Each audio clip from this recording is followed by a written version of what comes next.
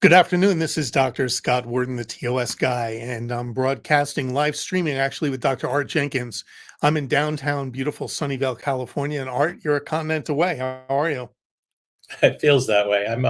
It's evening here, dark out. It's cold. You can see I've got my fire going in the background, at least on my computer. And here in Connecticut, it's a balmy 34 degrees. That's terrible. I have relatives on the East Coast, and whenever it drops into the 60s, I always tease them about it. So I hope I'll message with that fireplace. Yeah, no, We're having a fireside it's a metaphor. It's a metaphor. Excellent. So we're going to try something new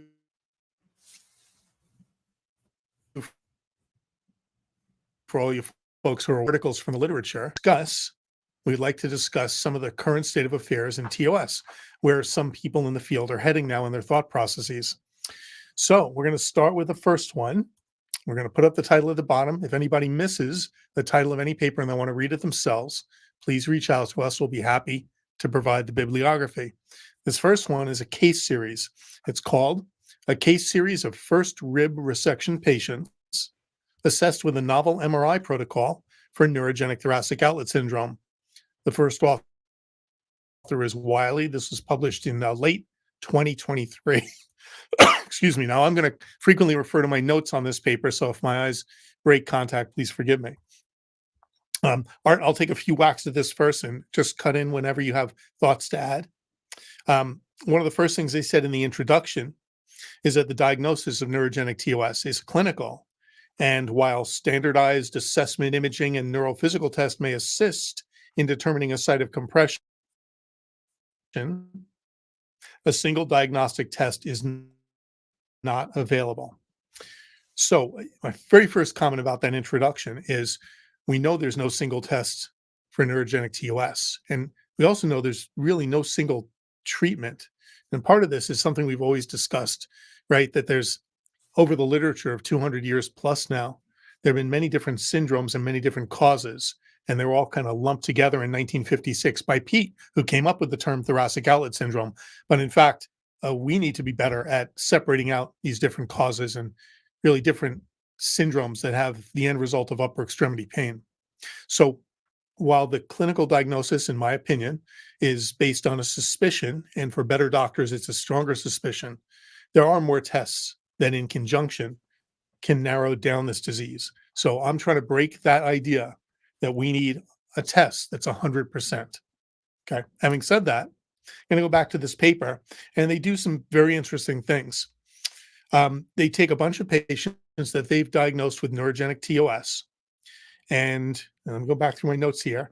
They don't describe the symptoms so much, but what they did was an MRI technique where they elevated the patient's arms over their head, and they measured the space between the collarbone and the rib, but more importantly, they looked for effacement of perineural fat. Now, let me explain that. The MRI can show the different tissues like muscle and fat nerve separately. And when you have something that's compressing a blood vessel, like an artery, you can see that the blood vessel, which is a hollow structure, gets flattened because it's like pressing on your garden hose. But when you have a solid structure like a nerve, you don't really see that flattening because it's a solid structure. So one of the things I've always looked for in our studies is this effacement of perineural fat. The fat is perineural, it's around the nerve. It's a different color than the nerve, a different shade of gray. And if you press hard enough, you push that fat away from the nerve. And we consider that a secondary sign of nerve compression because we can't see flattening of the nerve very easily. Yeah, so I would So agree that's what they with. look for. And they call this a novel approach.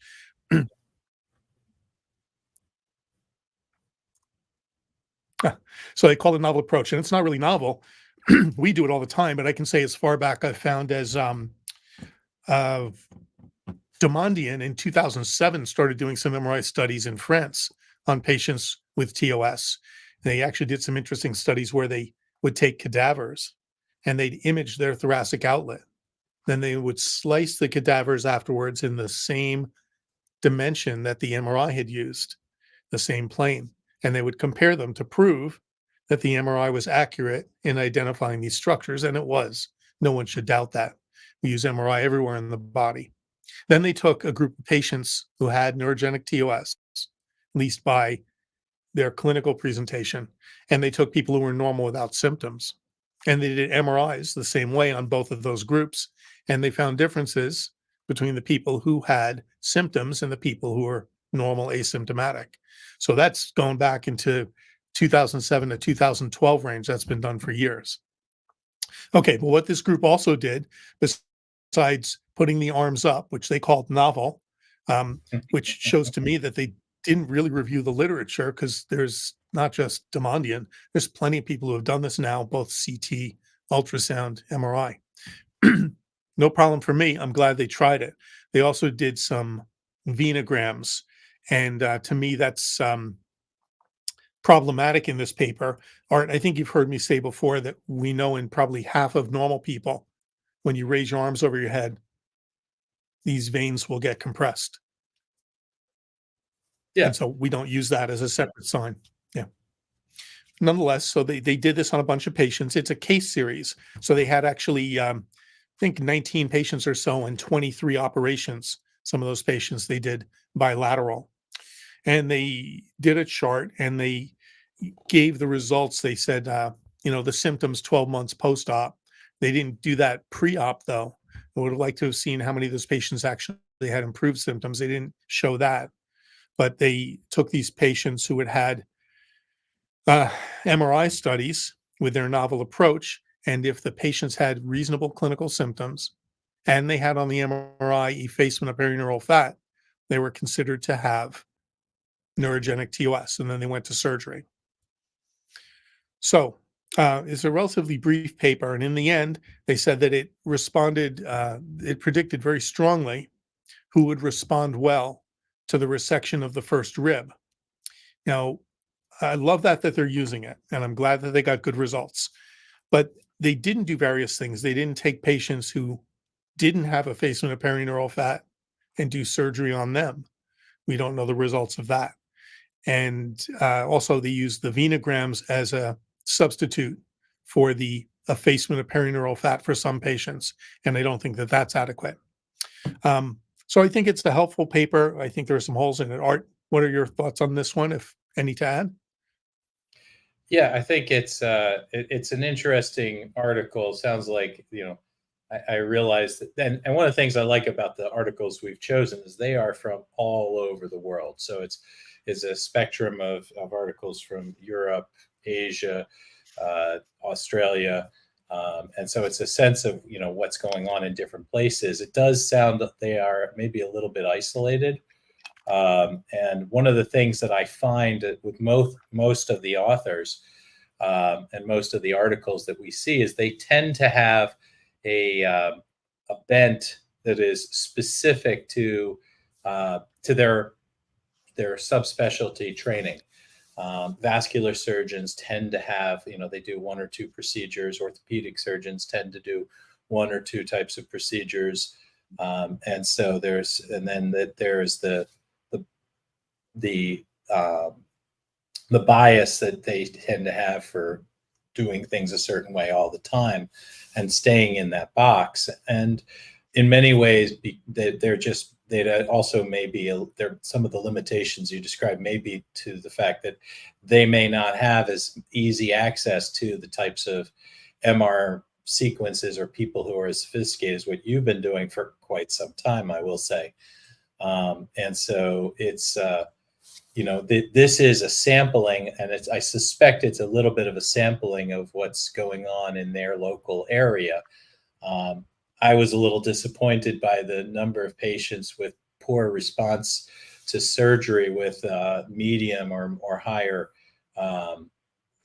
suspicion.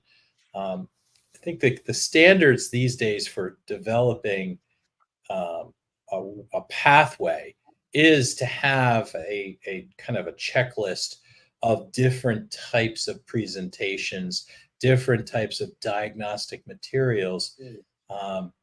Ultimately, you want the surgeon to have the ability to choose when they think one particular type of evidence is so strong that it overwhelms a lack of evidence in other areas. But by the same token, there also you have to follow what you're doing and justify the outcomes that surgical experience and gut feeling is warranted.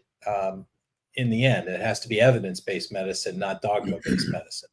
And I Mhm. think that if you don't have fairly good criteria, including potentially, striations within your criteria for what data is more valuable than others, then you're going to wind up just being like some places that everybody who comes to them gets an operation, because if you're Mhm. coming to me, it's because you want X operation. So I'm going to give you X operation, whether it helps you or not. And you want to avoid that kind of trap. So you want to make sure it's a sign that they use, scientific approach rather than arbitrary measures Mhm. when you're doing the analysis. And I think that some of the issues here, in terms of validating their choice of what they did and what they didn't, to your point, there's no false negative. They didn't evaluate anybody who they didn't think had loss of perineural fat, or if they did, they didn't include them in this study. So Mhm. we have no sense of what the sensitivity and specificity of their version of what you've been doing for a while in terms of doing an analysis, arms up, arms down, a true dynamic evaluation of the brachial plexus with MRI. So They're in Australia, to your point. And yes, there were a couple things, in my opinion, they could have done. They could have taken some of these patients with a loss of perineural fat and done conservative therapy on them for longer. They had a few here, they said, that had improvement with physiotherapy or Pilates, but I don't know that they listed the length of that treatment, if it was any of the different forms of physiotherapy. Nonetheless, yeah, I'm glad that they use the modality. I'm glad that they started down this pathway, because hopefully they'll say, well, we've done enough of these. We're actually finding some other sign on MRI that's a helpful, negative, or positive. We only get there by doing it. We learn by surprising things sometimes. So my feeling from reading this was I'm glad that they tried to put those two together. yeah, no question. I just think that they need to have a little bit more rigor with either inclusion of other patients that maybe they excluded, or Mhm. maybe this is just the 21 patients they had. It is a relatively small series, that maybe um, maybe not be borne out, or maybe there will be stronger evidence when they have a larger series under their belt. Right. And I don't think they listed the time period from which they called these patients. 23 cases from 19 patients. Yeah, I don't think they listed how many years. So I don't know if they're a busy facility or not. Your point is good. All right. Can I move on to the next paper? Let's do it. All right. So the next paper, very interesting, because they had more patients. It was maybe more rigorous, but this paper drove me crazy trying to figure it out. And it's probably just me being slow. This is from Italy, and it's called "The Role of Computed Tomography and Magnetic Resonance Imaging in Surgical Planning for Thoracic Outlet Syndrome: The Experience of a Single Third-Level Reference Center for Peripheral Nerve Surgery." So right off the bat, it sounds like a good title. They're using it for surgical planning. It's peripheral nerve surgeons who are very detail oriented. And the paper itself was a little more rigorous than the last one. But when I looked at the details, boy, I think the word flummoxed is the one I want to use for this. I just kept saying, wait, what does that mean? Well, how come this number isn't there? What does this number mean? So it might be a writing style difference, but I'll get into it more now. They took 107 patients out of, I think, 465 that had had surgery, and they found 107 patients who had had previous imaging, either CT angiogram, MRI of various types, or both. And they lost some patients to follow up, but they ended up studying 84 patients. And what they did, I'm going to look at some of my notes. They used CT angiography. They didn't really describe what signs they looked for, but right off the bat, and I've said this before, compression of blood vessels does not equal compression or tension of the brachial plexus. So you may have heard me folks saying something about Adson's sign. That's what Adson had. Uh, uh, he didn't have ultrasound or CAT scan MRI, but he said, well, anatomically, the artery and the plexus are close together. So if I can do a maneuver where the pulse goes away, and I assume it's occurring in the thoracic outlet, that means there's pressure on the artery, and therefore there may be pressure on the nerve. We know that now there's very little correlation, if any. And as we were just talking about, 50% of people who have their arms over the head will have compression of the veins. But today is not the 1920s. Today is the 2020s, and we have MRIs, we have ultrasounds and CAT scans. So the CT angiography is very interesting to me because you don't see the soft tissues very well. You see the bones very well, and you see the contrast in the arteries very well. But I don't know that it shows the compression of the nerves, which the vast majority of these patients are obviously neurogenic. So that's one thing that started me off, that they had several patients with that. Then they used patients who had had a brachial plexus MRI. And if I can find the language here, they included a whole bunch of other things. The broad term, I'm quoting from the paper, the broad term brachial plexus MRI also refers to cases where brachial plexus neurography, that's pictures of the nerves, and arterial and venous vascular angiography MRI sequences were completed. Now, I don't know what numbers those are. I don't know. Does that mean that these were in addition to a real brachial plexus MRI? Does it mean they were instead of? So, right off the bat, there's heterogeneity in this, and this is clearly not written by a radiologist. I don't see a radiologist involved in this from my gut feeling. The brachial plexus MRIs that Art has seen, and most doctors have seen, probably everybody shrugs their shoulder at them. It's not the brachial plexus we need to look at. It's all the things around the brachial plexus. This is changes that occur when we move the patient's arms. Okay, so they took the patients that had had surgery, and they started out with patients who had had anatomic abnormalities at surgery, group 1, and compared it to group 2. And then they went back. There's a retrospective study, meaning you're just gathering old data and collating it and assessing it. Then they took those patients who had either had or had not anatomic findings at surgery, which we'll call the gold standard, and they took the CT angiogram and the MRI of various sorts, and the combined group that had these imaging, and found how many of those had anatomic abnormalities. And the way I'm describing it to you is about the way they described it. I don't know which anatomic abnormalities they saw.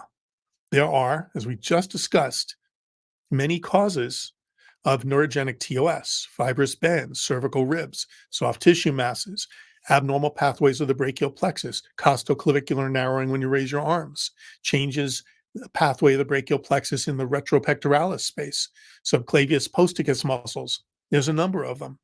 And so I don't know what they're correlating, but in the end, they put these charts out that are just gross numbers and percentages, and I had trouble figuring them out. And I got two things from that. One is, as they said in their impression, they did better results when they used both the CT angiogram and the MRI results together. And that meant that's group C, subgroup C. Subgroup A is just CT angiogram, subgroup B, just MRI. Subgroup C is those studies combined where they found an abnormality in one of those, not both. That opens up the door to, was it real? Could you see one on the other modality? And again, it's just a broad, I don't know what the anatomic abnormalities were. The other thing that stood out was they had a bunch of patients, group 2 in surgical groups, where they found no anatomic abnormality. So of 84 patients, 46 at surgery had anatomic abnormalities, and 38, nearly half, did not. So now you have to say, was the diagnosis accurate? Because when they went to surgery, they didn't find an anatomic structure. However, I got to go back a bit. Earlier in it, they said the second group, those that at surgery had no anatomic abnormality, they said the second group included patients with postural abnormalities or with acquired traumatic and functional causes. I don't know what that means. Do they mean that group 2 had no fixed anatomic abnormality, but that their rib and clavicle got too close together, postural abnormality? Or do they mean acquired traumatic? Do they mean a callus of a fractured clavicle? So I don't know what that means, and I have trouble with this paper trying to interpret that. Uh, Art, any thoughts on that? Yeah, actually, so this is an interesting. So it's a single site. They don't say what the site is, but it's clearly a place that draws people from all over the continent of Europe to come get their TOS operated on. As you said, there's doesn't seem like there's any hard and fast rules as to how they do what they do and who they choose to do it on. I was shocked by the fact that 40% or more of their patients that they operate on, they didn't find anything at surgery. And I'm equally shocked that basically only half of the ones they found something at got better, and almost none of the ones they didn't find. I mean, that says to me that we're looking at 70% of their patients didn't do well with this procedure. At least that's based on their outcomes, but their outcomes are so vague and non-specific as to what they were measuring. I'm a little surprised that this is one of those articles that if they had just stopped at the evaluation and not talked about the outcomes, it would have been incomplete, but at least it would have discussed opening the door for finding anatomic issues. And I think that they're hinting at that with the C group being the best outcomes in terms of the longitudinal, the post-op outcomes. But it just, to me, it's a very, it's not the type, it's not this type of series I'd be happy to be publishing, although in many ways these are the types of series that should be published, even if as a cautionary tale. It's I have no problem saying the TOS surgery is challenging. Finding patients is not hard. Finding ways to make them better requires a lot of care, and not offering them an operation that won't make them better is sometimes the most important thing you can do. And so it's, to me, this is, I'm glad that they're raising the specter that we should be in an era where CT and MRI are much more universally available. I know how you feel, Scott. I certainly feel the same way. In general, my preference is for the non-ionizing radiation before the ionizing radiation. I will say, at least here in America, sometimes the problem I get is the insurance company just won't pay for an MRI. But they often will pay for a CT angio. And that's, to me, seems crazy, but that's sometimes the way it works. And, there may be, some of these patients in Europe. I mean, I noticed some of the authors is from Slovenia, another one is from Switzerland, another one is from Italy. And so there may be a lack of access for some of their patients to this, but I would think that at the tertiary center that they would have access to all three or all the modalities that they need prior to surgery. It's I don't, maybe I'm biased because I have such great radiologists to work with to query the patients and get to an answer more definitively. But I generally don't operate on somebody unless I see a clear connection between the radiology and the physiology, that they have all these provocative tests, and whether it's, Adson Roos, East, and the various points of pressure and percussion. But I've got to know that there is an anatomic finding that's consistent. And so the arms up, arms down. I mean, as you know, I keep going back to my little model of looking at, what the brachial plexus looks like with the arm up and the arm down. And to me, if I don't see this either on MRI or CT, um, I'm much more reluctant to go in. And I know vascular surgeons have no problem operating without imaging, other than maybe an X-ray to prove they don't have a cervical rib. And to me, that was great back when you didn't have access to MRI. But in this day and age, with if you're looking at a 70% failure to adequately respond rate, I think there's got to be a better way of doing it. And I think that the onus is upon the surgeons to look at these results with a very careful eye and say, we can either make it a free market and just if patients want the surgery, we'll offer it to them, or they can act more like physicians and less like businessmen and say, this is not the operation for you, or it's not for you yet until we prove or feel we have a higher likelihood of not guaranteeing, because there are no guarantees in surgery, but of providing a high probability of improvement with this intervention. So just like the previous paper, I applaud them for the work they put into this, for using different modalities. It is a retrospective study, which means that they didn't have the choice to offer it at the time. Whoever made the decision, we're not saying that now they're not making that decision.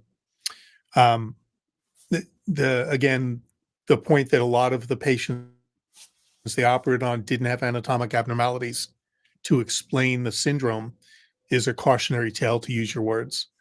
And there were a lot of MRI and CT findings in the patients who didn't have anatomic abnormalities. So that group 2 troubled me a bit. And the fact that there wasn't a big differentiation between the imaging findings on the surgical patients with abnormalities and the imaging findings on the patients without abnormalities. So I would have said, if I were involved in this group, they seem like diligent people. They need a radiologist to look at what was found. Why didn't they say at surgery we found these 3 things? Can we see those on MRI? So if they were there on the MRI and not found by a radiologist, that would seem to increase the likelihood in the future of using imaging properly. We do that all the time. When I'm doing my regular radiology work, Art, I'll see a discrepancy. I'll read a CT and maybe the fellow or the gal on the previous report didn't mention something that was there. So we have a mechanism to feed back and say, you should know that there was a small adrenal mass or that there was a fracture. You listed the wrong vertebral body. That's supposed to make us better. And I don't see that on this paper. I understand it's asking for a lot. And they had Well, other as you things in said, mind. this may be, after when they look at the conclusion, this may be them edging towards creating a new standard for how they do it. And I certainly hope that that's what they're going to do with this. It's interesting. They did not include any of the evaluation with injections or with other types of the evaluation modalities. So I think that, to me, the real cautionary tale is here that even with the imaging, and frequently they didn't find, but if they were more likely to find something at the time if they used imaging. And I'm hoping that led to more indicated patients getting procedures, and maybe some of them being held back for That's a more great imaging. way to put it. So their patient selection to go to surgery could have been better theoretically. I think anytime you have a patient who comes out without a benefit from surgery, that surgeon is obligated to think long and hard about how he put that patient on the table and what their indications were and what he can learn, he or she can learn from how they got to that point. Was it a failure of technique? Was it a failure of indication? How do you get there? I'm not saying that it's every time a patient doesn't improve is a failure of, a terrible thing has happened, but we really, in this day and age, with scientific method, we really should be seeing high probabilities. They should be rare, And that makes it even easier to focus on what can we do better on this shrinking group of patients who don't have an adequate response to the intervention. But diagnosing neurogenic TOS is by its nature as a disease tougher than diagnosing diverticulitis. No question. And that's why the standard has to be higher for what you do to get them across that surgical indication. And it's not a low-hanging fruit. We need to work together. How many times do I ask you questions about how you see things? I need to be better at that. I'm not a surgeon. I never will be one, but I need to understand what questions you're asking. So what is it that you do that I can play a part in? And for both of these first papers, I don't know how much involvement they had from a radiologist. I would certainly hope over time they say, well, we see some value in it. We published it. Yeah. Let's get one of our radiologists to buy in and work with us like you do. I suspect that this was a case of patients who came with them. They looked at it, and I'm hoping that having seen this, they are now requiring it and more proactively. Maybe they will be talking to someone like you, like I do, to say, hey, how can I order this test best to answer the question I'm asking?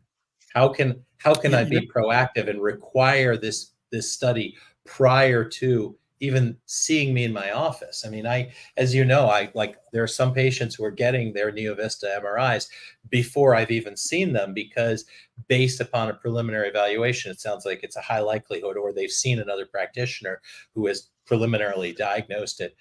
And I will make sure that so I have everything at my fingertips when I'm seeing them, rather than wasting time, especially if they're traveling a long distance to come to this tertiary center. The more proactive they can be, or if they can do it on site, then great. So your point, completely well taken. Some of these patients may have shown up at this third level referral center and said, here, I've got a CTA with me. What that means to me as a radiologist, what maybe I know not you, but a lot of doctors don't realize, just get an MRI, just point the machine at the general area like it's a Polaroid camera. I consider myself more of, I'm not Ansel Adams, but, that I pay attention to detail to that level. And so if you as a radiologist hear that patients are bringing in their outside studies, it could be any number of techniques, any number of things that you can see and can't see because of the choice of technique.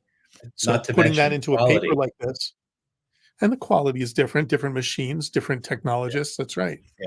So when 0.3 you add Tesla that magnet data, versus a 1.5, one that hasn't been tuned properly to one that has. it's like if you know anybody who collects stereo equipment, even if you own a 3T magnet, you can have all different levels of software and gradient coils.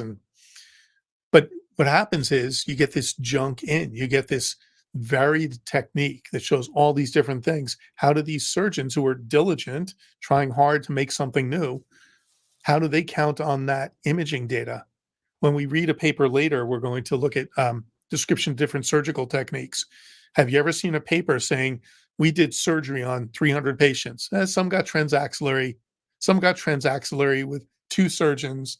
Some got supraclavicular, but one guy had to leave the room. You would never accept that paper. It's one technique and it's uniformized. You want to get rid of as many variables as possible if you want to get to your data. So they may have had you want to difficulty make sure you selecting have right enough. patients because their outcomes weren't. You want to make sure you have So enough anyway, N in the again, I like subgroups the that you're paper. going to do that. Yeah, which means way more patients and way more data points. It's just hard to get that many patients in a disease like this. So again, I'm glad that an imaging center is looking at advanced imaging. Sorry, glad that a referral center is looking at advanced imaging and trying to correlate it. And hopefully their next papers keep improving. That'd be great. Our next paper is Surgical Approaches for Thoracic Outlet Syndrome, a review of the literature. And the first author is Suzuki. Art, you want to start out with your thoughts and points? Sure. I mean, this was a straight review of the literature, so this is not there's no personal experience here. This is just a general concept of what, let me just pull it up here. That's the article. And so this is a Japanese tertiary referral center. They're hand orthopedic surgeons, so they probably do, and knowing as I do sometimes in Japan, they tend to be there's one style that they do, and they practice that one style, and in a relatively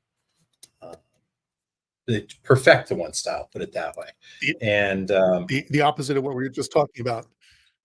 right. So, but this isn't their personal experience. This is their general review of the literature, and they're looking at a bunch of different, all the different approaches, going back from historical to current. They lump a few of them together, and then they actually, I was a little hurt. They missed my article in their review of the posterior approaches on my MIS cervical rib technique, but that's okay. We won't. In the neurosurgical literature, we would call the posterior approach a parascapular approach. It's has a little different name to it. And then they reviewed from the review of the literature that they had, and it was a fairly short review of the literature. I mean, there was only 20 articles that they referenced, which seems a little light on the a little selective on the review. And so, for example, for transaxillary, although it was a systemic review, those systemic reviews are less specific. And then for the infraclavicular approach, they used a small single surgeon case series, which is a very limited slice of the literature on the infraclavicular approach. So it's a very lightweight review of the literature. It is more of a general introduction to the different surgical approaches rather than a comprehensive review of the literature. And so, they try to discuss complication rates from these very limited number of series. But the problem is that the complication rates in those original articles are described very differently. So it's more of an apples and oranges type comparison. I thought that probably the most interesting aspect was that they used different diagrams to show, the different types of approaches, which are, nice for the surgical group, but for people who are trying to understand what this means, who aren't specifically already surgeons, they won't be very helpful. And for those who are, it's too general for their purposes as well. They very nicely say that each approach has its advantages and disadvantages, and that surgeon skill and selection is necessary for good outcomes. And that wasn't really terribly exciting result. It is, so I think the most interesting thing in here is that their own personal take on this was really just in the table 1, where they talk about the advantages and disadvantages of a particular approach, which actually is the tell of their particular bent and preference. Because as you read into what they talk about are the advantages and disadvantages of each approach, you can see why they choose the ones that they do, because of the way they describe them. It's, as I said, it's a very lightweight review of a very broad subject, that probably, got to be too big a project to kind of dive deeper into it. I almost would have preferred that they had broken it up into a couple of different articles and really dove deep into, the 3 biggest, which are the transaxillary, the infraclavicular, and the supraclavicular, and leave out some of the others because those are The posterior, as they say in their experience, it's used primarily for revision.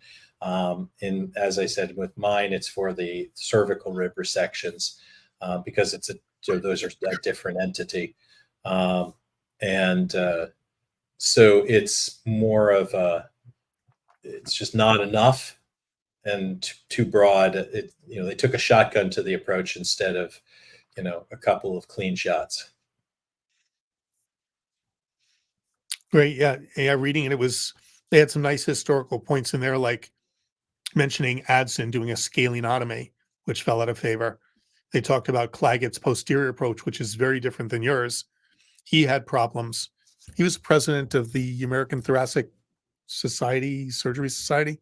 Anyway, at his presidential speech, he encouraged research on TOS, but I think his posterior approach, correct me if I'm wrong, really led to a lot of muscle weakness and fell out of favor quickly. What you do is a very more Well, narrow. what his posterior approach likely resulted in significant traction and pressure on the nerves as part of the approach, and and that's why I don't use it other than minimally invasively for cervical ribs. And I tell those patients with the caveat, if your cervical rib is huge and I can't get to it from the back, we may be coming back from a different approach rather than hurt the nerve. We're going and that's the other advantage that they talk about the review of the literature, but they don't describe any of the differences in techniques. So one of the things that you and I have talked about before is that intraoperatively, as a neurosurgeon, we tend to monitor most of our patients' nerve function while we're operating on them. And a lot of specialists don't, either because they haven't really made it part of their routine, and it's inconvenient to order it and to arrange it, and they may have to bring an outside company in to do it if they don't have it in their facility. And it slows down the case just a little bit because you have to wait for them to set up before you start. Make sure you have good potentials before you start. And then if periodically somebody may tell you, stop what you're doing. And some surgeons don't like to be told to stop what they're doing. So and so to that point, if I'm ever encountering those things, I'll change what I do. And that's not something they had 40, 50 years ago. And that's part of that evolution we're seeing in these, and why some approaches can be, brought into the next millennium. I personally found it interesting to read. It was a nice review of the different structures. As you said, it was not meant to be a heavyweight paper. I think it was pretty nicely written. I had a few disagreements with some of their assumptions. They made some statements that I'll give you an example. Scaling, quote unquote, scalenectomy directly decompresses the nerves or prevents elevation of the first rib up to the clavicle, which I have never seen any supporting evidence for that. Yeah. I know Yeah. scaling muscle blocks are used a lot, and some people say it's because it'll allow the first rib to drop, and I just don't buy it. Let me see some data. Nonetheless, it's not that it's not the first rib that drops. It's the clavicle that comes down because of the injury to the muscles that support the scapula. It's the first rib's not except in very rare occurrences. The first rib isn't floating around, running around, being like a loose cannon on deck.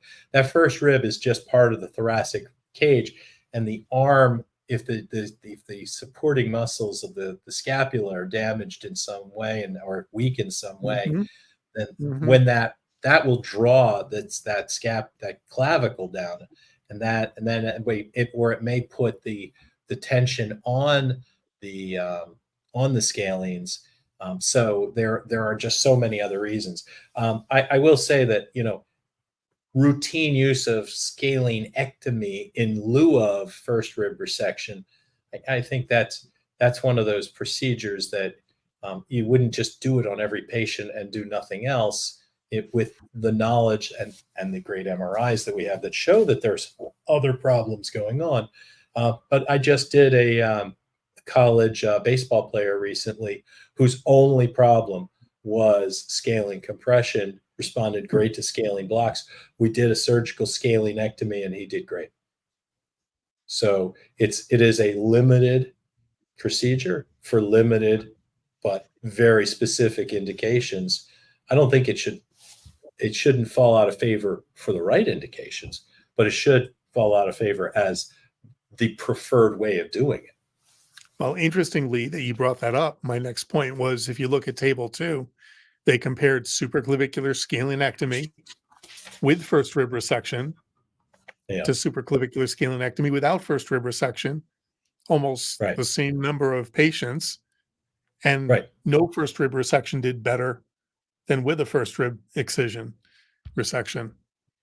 So I don't think that's true in general, but Yeah. then again, I don't know many people who go in and don't do a first rib resection. I would say the only way that would work out is if they used the same indications I did. It was purely scaling compression without first rib compression. No information about that here. Once again, it's Right. this is just, it's a very light passover of a very broad subject. So, it's useful for someone to read to find a couple of the articles on a subject, but it's not a comprehensive review. Let's go on to the last paper we were going to discuss. General overview and diagnostic parentheses imaging techniques for neurogenic thoracic outlet syndrome. I don't know why they threw the word imaging in there and then put it in parentheses. This is a group, Tajink. Don't take it I'm probably personally, Scott. Don't take it mispronouncing it. I personally. apologize.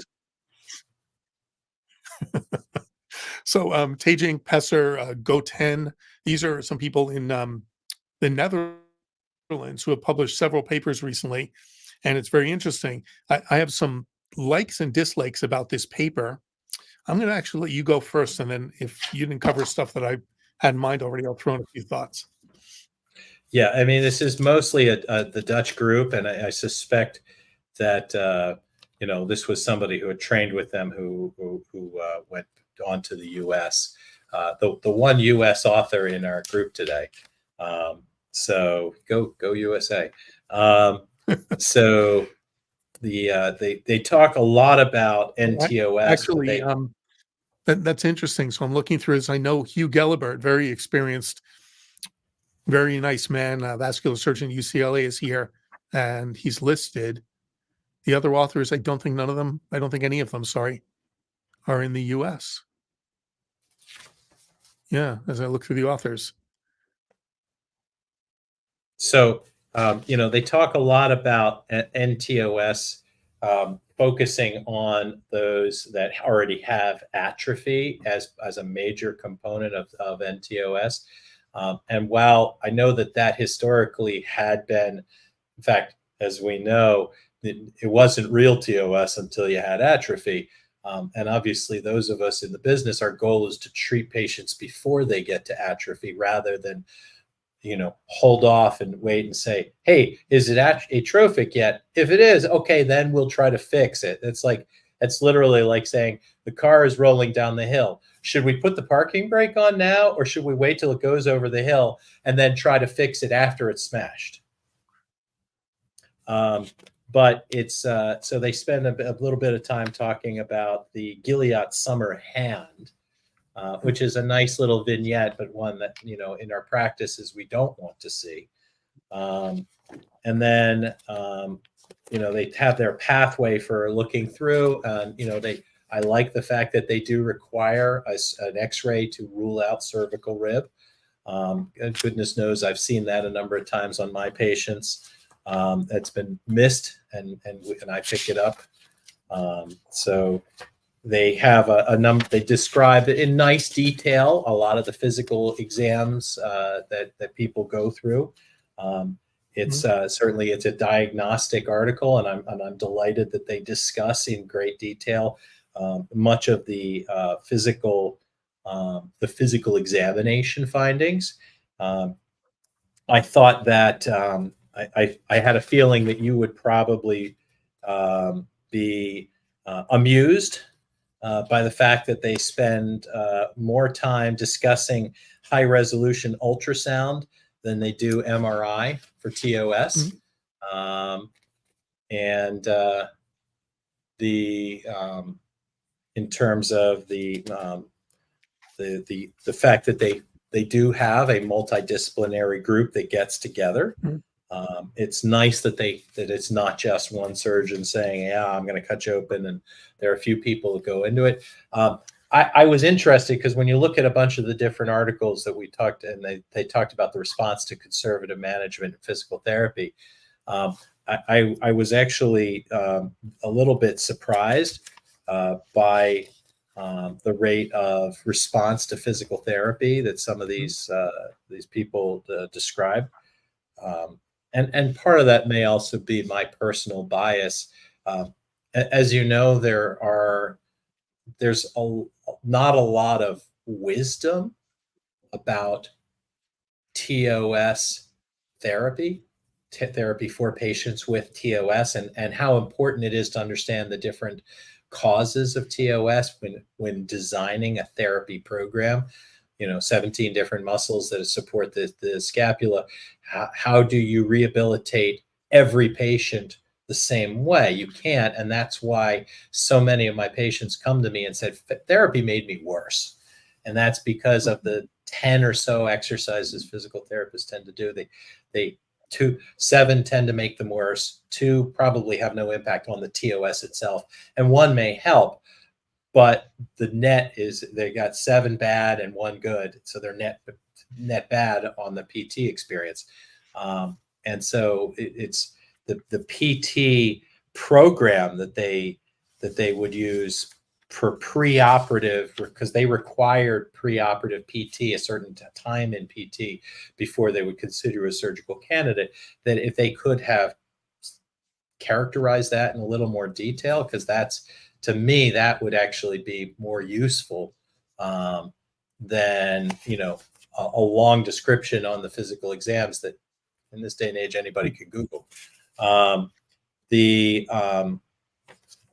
So, and then they do talk a little bit about the different neuromuscular blockade, and using the testing, and so I'm happy to see that they are at least looking at it as a systematic approach, and that they are requiring post-op rehabilitation.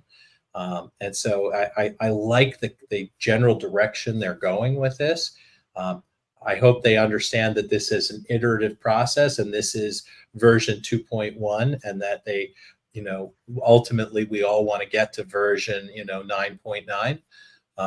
Where we validate the data that we're using and have the most advanced imaging, injections, therapy, intraoperative neuromonitoring, postoperative rehabilitation that targets, that is patient specific. So this is a start. But as I said, I can only imagine where you're going to go on the preoperative workup that where they spend 50% of their description on the physical examination, and 1 paragraph on MRI. Thank you. It's great to hear your points on that, and I agree with everything you're saying. Parts of this paper I really loved: the physical exam, the provocative tests, where they set up this apparatus to do the EAST test in a uniform way. Right? They put the patient's hands up on these bars that have squeeze pads of sort, and then they measured the grip strength, and then they did it before and after scaly muscle block. Those things are all reproducible. They're all precise. That's great. We don't know the value of those things. What they don't tell us is what's going on anatomically. None of these tests that anybody uses to diagnose neurogenic TOS tells us what's going on anatomically. And we've known this for 200 years. There have been different causes of this. So they spend all this time on the physical exam. That part was great. Really, just love it. Gold star. And I wish more people would do that. There's a guy named Dick Braun, retired hand surgeon in San Diego. And he used to do something similar where he would measure the work that a patient could do before and after a block. Okay. Now, by the way, we don't know why that occurs or what that means, but use it. Okay. Use it and we'll figure it out over time. But here's some issues I have. And you were absolutely correct. The way they approached imaging feels to me like they didn't have a qualified radiologist involved. Hugh Gelibert, one of the authors, really nice man, really sincere, really helps patients, tons of experience. He's not a radiologist. I'm not a surgeon. I would never advise him to do things. And I try to understand what surgeons do so I can be better at what I do. And I think this is a collective theme of what we have today, that we have these tools and we're probably not using them correctly. We're not using them consistently, the same technique. We're not answering the same questions with them. Certainly, they're part of the answer. They don't have to be 100%, but that's kind of the standard some people put on them. So here's a sentence, a quote. The etiology of the compression of the brachial plexus is controversial and not completely understood. Unquote. That's BS. We know the plexus gets compressed or stretched. It's like every other entrapment neuropathy. It behaves the same way. But then they go on to list a whole bunch of things that may cause compression. They consistently talk throughout this about finding compression. So I don't understand why they had to mention that it's not completely understood. Maybe 5% of patients have something unusual.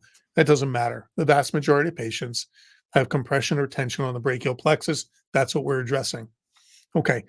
As you said, they spend a lot of time on the Gilat-Sumner, however it's pronounced, Gilat-Sumner hand, which is, for everybody who's listening, when the nerves get so damaged that the muscle fibers, the largest central fibers that are myelinated or insulated, when they get damaged and you start losing the muscles in your hand.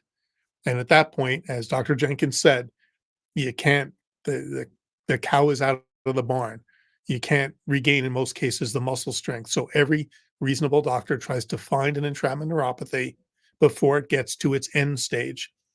So they mentioned Gilat-Sumner hand. They give a really neat example, this wedge sickle sign on ultrasound. That paper came out and it was interesting, but it's used in this tiny fraction of patients.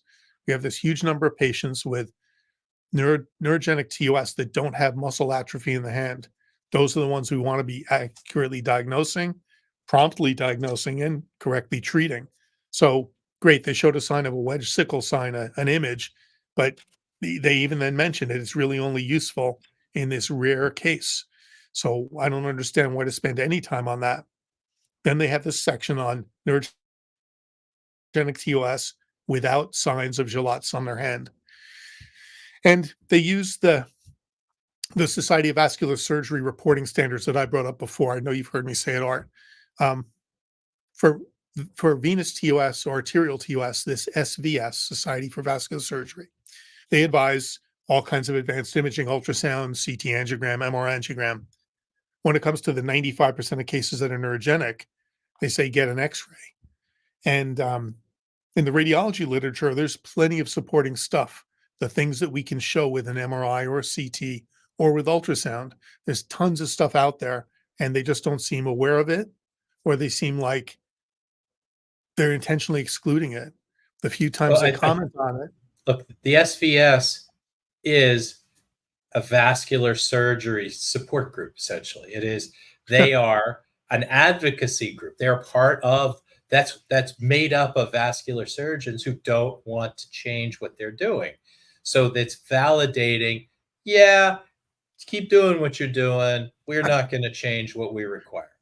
Remember, I was involved with that group, Art. I was involved. I know you were. And I don't want you to reveal any confidential information if you had a non-disclosure that you had to decide. But it is what it is. And when you get a bunch of vascular surgeons together to decide, well, should we make the criteria more stringent for doing this procedure and have you do fewer surgeries, or less stringent and let you do as many surgeries as you think is appropriate based on your clinical judgment without necessarily having radiologic confirmation of what you're doing. It's like being in Congress. You can't get stuff passed if there's too much special interest opposing what you're trying to do. They don't want any stinking radiologists telling them their job. Well, yeah, So I mean, and they're not listening. It was everybody got a vote, but yours wasn't counted. true. So they list these criteria, which include local findings like pain, tenderness, peripheral nerve findings, the absence of other diagnoses, and then the positive anterior scaling block or pec minor scaling block, which, by the way, are two really different things. But Of course.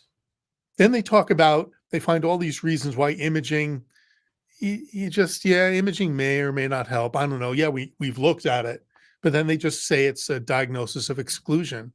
You could do an MRI to make sure there's no cervical spine How disease. can you exclude if you haven't imaged?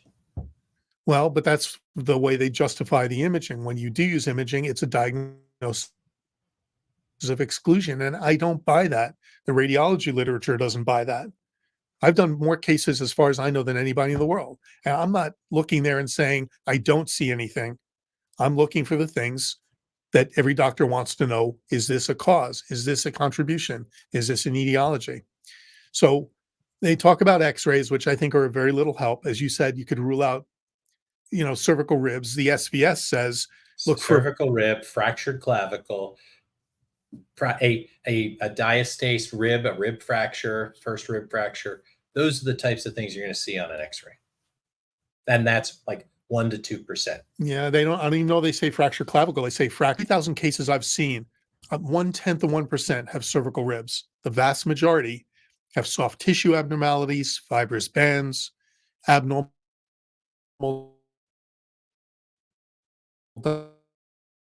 dynamics where so this paper, they spend some time, they do at least describe imaging tests, and they do give some reference to the fact that you should do it dynamically with the arms up, but they just really don't see it as contributing.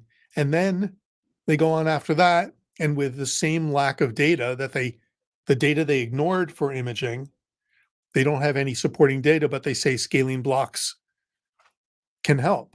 I still want to hear the explanation for why that makes a difference. Where's the test that shows patients with negative scaling blocks do worse at surgery?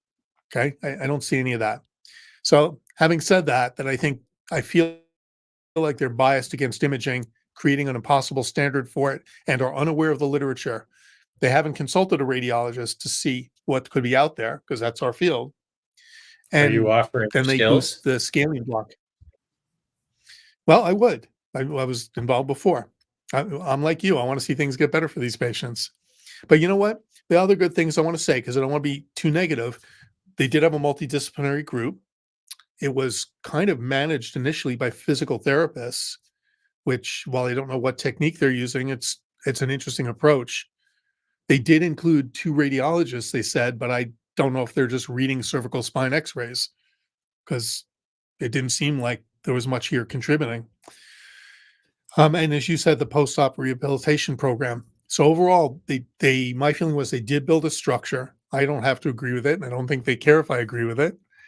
But as you said, it's an iterative process when we talked about the last paper. So if they have a structure in place and they keep their eyes open, they're going to gather data over time, and eventually someone's going to say, we can make the program better by doing B instead of A. And those are all really good positives. Yeah. And who knows? Maybe people will look at this article and give them feedback that's similar to what we're giving. I'm not trying to be critical for the sake of being critical. I think these are the thoughts I have when I see this, and I love looking at other people, what other people are doing, and saying, what can I bring into my practice next? What can I do? What can I take out that's not as useful? What can I put in that will actually add value to how I evaluate patients, Mhm. value to the evaluation. And so, these are thoughts that we're kicking around, and helping hopefully some viewers out there to understand how they would evaluate the evaluators themselves. Who's got a system that works, and I have mine that I use, and it does involve heavily with the radiology. I will say, a little plug for my colleague who's put his whole life into this endeavor, and greatly appreciated what he's been doing. But it's you've got to make sure that the clinical, the radiologic, the interventional, the history, and the outcomes afterwards are all strongly correlated. It is a constant iterative process, and in many private practices, the team to go do that iteration, the review, the research team, it's just not there. It's not robust, or it's not adequately funded, because that at hospital department and practice administrators often look at research as fluff, as wasted profit, as money that could be put towards other resources. But it's that iterative process that improves the product that is the value. And to me, I mean, I just, I when I went private, the first thing I did was hire a research coordinator and a research assistant to help me, so that I have multiple eyes looking at everything, and sometimes they come up with great ideas that can help us too. But it's to make sure it gets done, and we reiterate it and reiterate it and revise it and say, okay, well, you know what? We figured this out. So now we're not going to do that anymore. We're going to do this instead. And so there are definitely some major changes I've done in both in TOS and non-TOS research. And we have about 10 different active research projects that we're working on at any given moment, from this top of the spine to the very bottom of the spine. And TOS is one of them. You're actually giving some lectures on a couple of other syndromes at the other end of the spine. As a matter of fact, I am. I'm actually talking about the use of amniotic tissue membranes in spinal surgery, as well as craniocervical instability that is treatable to manage signs of autonomic dysfunction. That's a talk I'm giving in a month. Two very different subjects. Very different from TOS, very different from some of the other conditions that I'm also known for. Like Bertolotti's syndrome. Like Bertolotti's syndrome.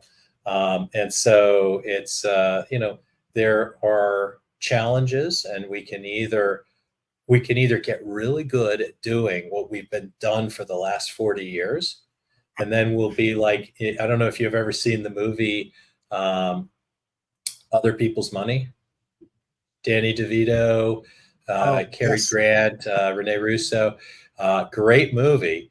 And, they talked about how back in the 1900s, all the cars used all the horse-drawn carriages used buggy whips. And the buggy whip manufacturers were making money hand over fist. But as the cars came about, the horse-drawn carriage got phased out. Those buggy whip manufacturers started, first they would consolidate, and then some would just go out of business. And you can bet that the last buggy whip manufacturer probably made the best buggy whip that they could. But other than maybe the Amish, nobody uses buggy whips anymore. So you got to evolve, and you've got to adopt new technology, whether it's radiologic imaging or minimally invasive techniques or intraoperative neuromonitoring or preoperative. One of the things we're looking into is preoperative SSEPs as a test to identify TOS patients, similar to radiology, in a position of function. Checking SSEPs, arms up, arms down. Is that a way that we can pre-screen better for NTOS? But whatever it is, we're not sitting on status quo, because if you're treading water, you're getting swept downstream. Right. No matter how three of these well papers, in my opinion, just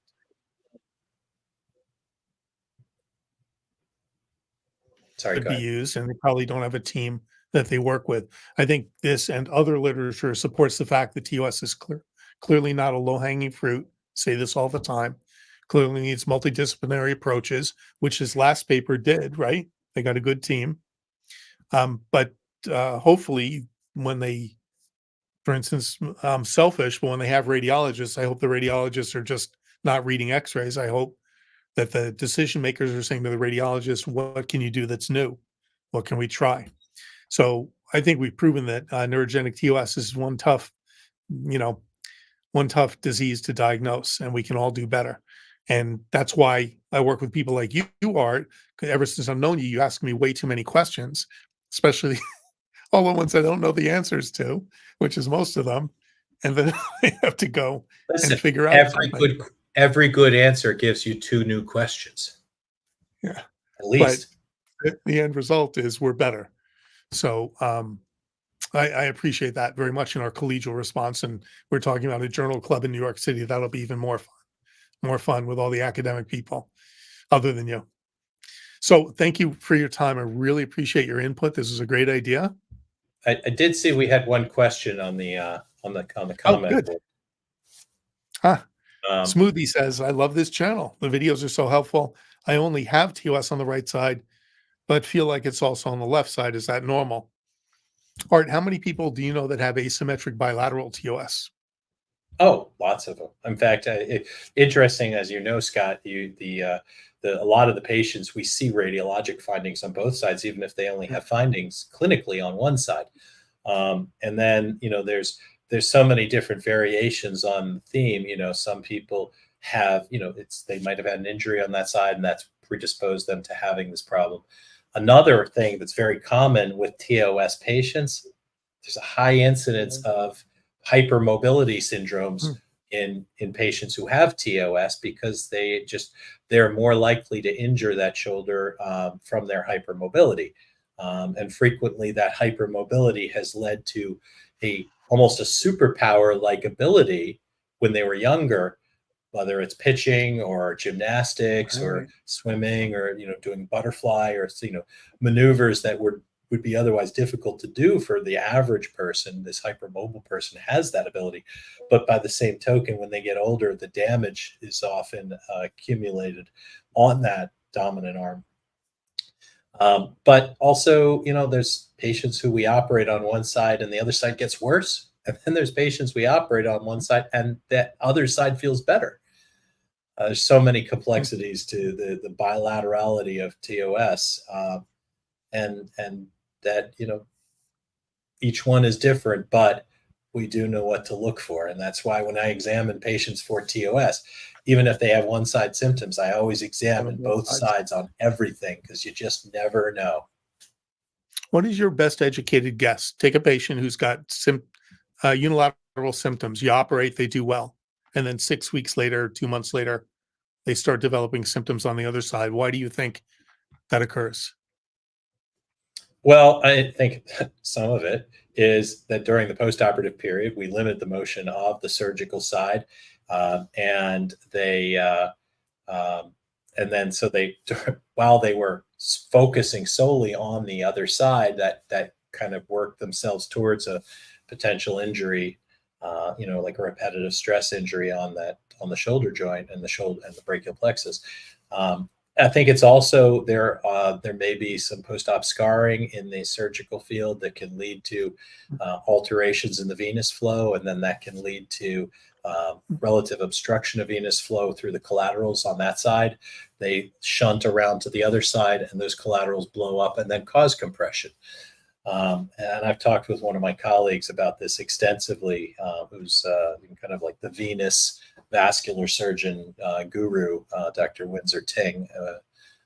Shout out to him.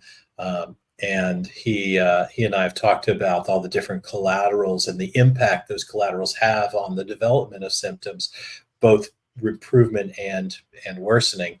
And so that's, I think, part of it as well. Thank you. Smoothie, I hope we helped with your question. Thank you for the compliments. We appreciate your contributions. Tate says, Dr. J, could you speak more on what is your checklist to determine a surgical approach is appropriate? And very grateful for these talks. Thank you, Tate. So I think that when you're looking at choosing a surgical approach, for me, and I think some of it is surgeons tend to be biased towards the procedure that they know how to do well. And that's not to say we can't go out and learn new techniques, but from my reading of a lot of the literature, I don't see that any of the other techniques are superior to what I do. And if there were a particular subset of a problem that I didn't do, I would send it to somebody who does it rather than try to do a procedure I don't do well. My personal preference is the infraclavicular. As I said, I developed a minimally invasive way of doing that that really causes very little tissue damage on the pec major muscle while we're getting in there, or a tubular-based approach to the pec minor tenotomy, which allows me to just pop a tube right down onto the cricoid process where the tendon inserts to cut it, once again, minimally invasively.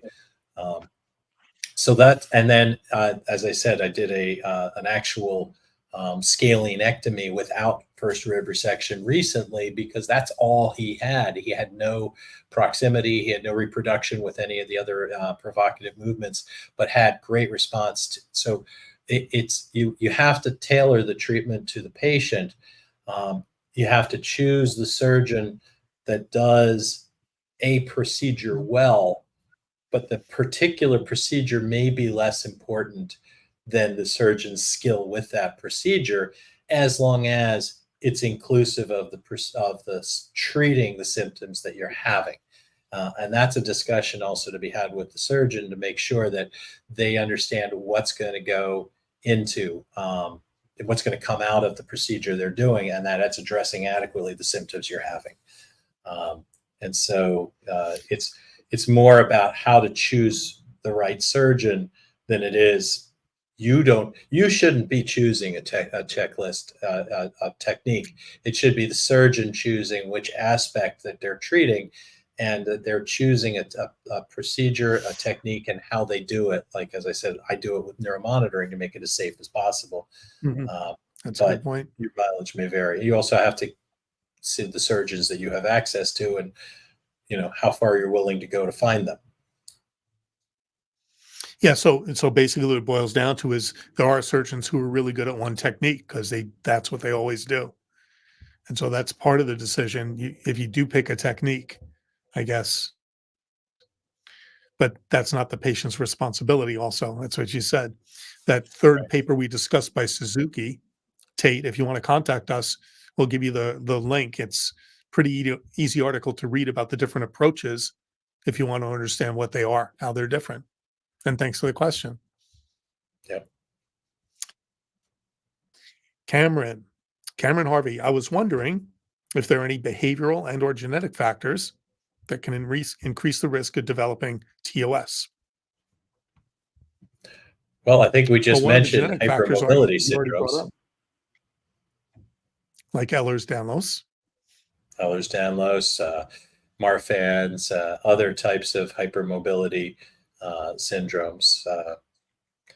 But certainly, as far as behavior goes, as I said, sports that are high risk, like pitching, sports that involve a lot of upper body trauma, whether it be, as I said, swimming and gymnastics and cheerleading. And, cheerleading is often more of a traumatic issue because while the cheers are going off great, they're either catching people, which is a lot of weight and trauma on the arms, or sometimes they're doing a handspring and they fall and they catch themselves.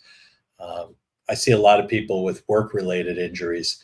And so I guess the behavior of working is considered potentially high risk.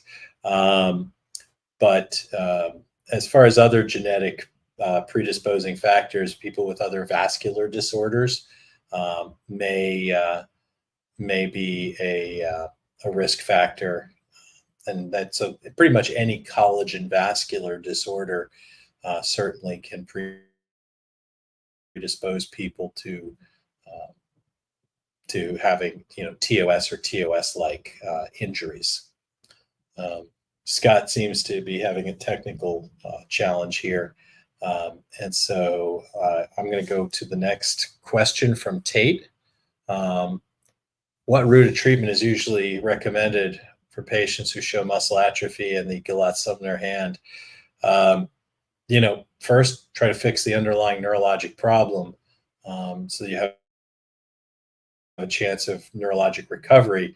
But then after that, it's just trying to strengthen the hand. And in some cases, in extreme cases, they have to do tendon transfers and releases, if not just the atrophy, but contractures develop in the hand, to try to regain function by transferring other muscles to the hand that's not working. And someday we may have bionic limbs that do the same thing. Bionic implants that stimulate. Certainly, functional electrical stimulation to try to get the muscles working again after a nerve injury has damaged it would be a precursor to trying to regenerate the hand. And that's something that's done a lot in physiatry, spinal cord injury rehab, and things like that.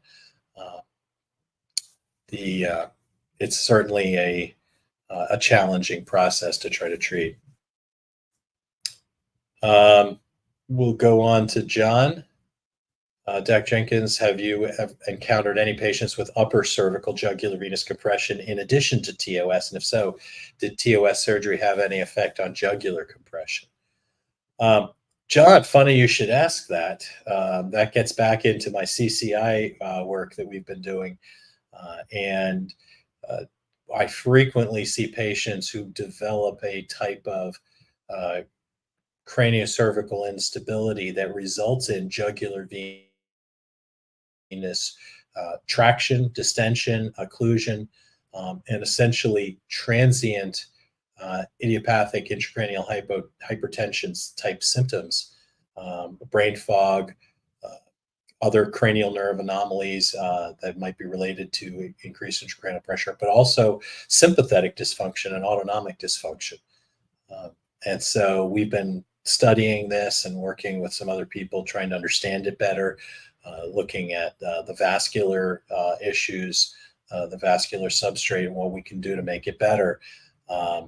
In general, when I see somebody with both jugular venous compression and TOS, unless the TOS is really bad, jugular venous compression is a pretty serious situation, and we tend to treat that first. And so we tend to prioritize that evaluation and treatment above the treatment of TOS, unless it's ATOS, VTOS, or some other fairly considerate, significant, potentially acute problem. Thanks, Art. I'm back. Can you see me? I see you. Welcome back, Scott. We missed you. All right. Thank you for taking over. You're a better moderator than me. You took all those questions perfectly. Hey, it's on the craniocervical instability in the jugular vein, that's a can of worms that, there's some evidence of venous congestion causing neuropathy, right? Yes. And so you're getting more into studying that now. That's really good news. Yes, we are. And Scott, at some point, we may be talking about ways to better image. Similar to your arms up, arms down, we're talking about MR venography, head turned left, head turned right, head flexed, head extended. Obviously the coils that people use sometimes limit the ability to do those types of high resolution time of flight sequences, but certainly it's a wide open field if we can get some technology and some sequences that would really improve our understanding, and as well as kind of in many cases not just improve the understanding but prove what they have. So many of these patients have been told for years it's all in their head, and I keep trying to explain to the insurance companies, no, it's about 2 centimeters below their head. I was actually just reading about, I had read a case where the jugular vein was compressed coming out of the skull, but it wasn't by the atlas and the styloid process. It was actually a little accessory muscle there that I had to research and find. I had a patient come to me with digastric muscle compression on her jugular vein. Nice. I love those. Not They're so probably nice out for there her. and we just didn't see it. It is a wild and woolly place. The craniocervical junction is a lot of high value real estate, and there's a lot of the dynamic nature, the impact each of these structures has on each other in this area under dynamic circumstances is not well understood. So there's an opportunity there. Good. Well, hopefully I'll have the chance to continue working with you and discover new stuff at that. Thank you for your time again, Art. Not too I know worried. you visit us regularly, and you always make great contributions, and I know our viewers appreciate that. And you live in infamy because your videos are some of our most popular ones on our YouTube channel. So I'll remind people something I haven't said so far: smash that like button. Tell us you like us. That'll tell YouTube to keep showing us more and more people who need our. Thank you for the questions. Thank you for viewing. Dr. Jenkins can be reached, and you've seen his website listed along with a phone number. He's in New York City, Eastern Standard Time. We do have in 3 weeks a visit coming up with Vernon Williams, a sports neurologist from Cedars-Sinai. Really smart guy, really nice guy, very stimulating conversations like we have with the real Dr. J here. And I appreciate again everybody coming. And this is Dr. Scott Worden, the TOS guy, and we'll talk to you soon. Take care. Take care, everybody. Have a good night. Be safe, be well.